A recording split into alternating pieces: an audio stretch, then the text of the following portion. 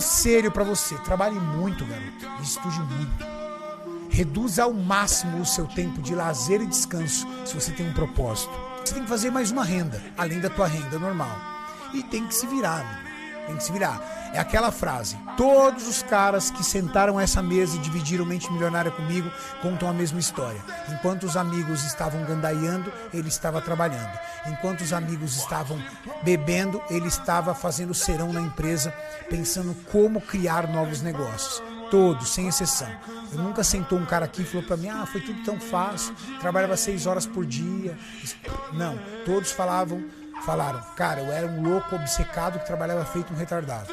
Você estará atrasado apenas se você estiver sabotando a tua vida. Na gandaia, com droga, com bagunça, com mulherada, com zona, e não tem dinheiro pra nada porque você gasta todo o dinheiro na zona. E talvez você esteja atrasado.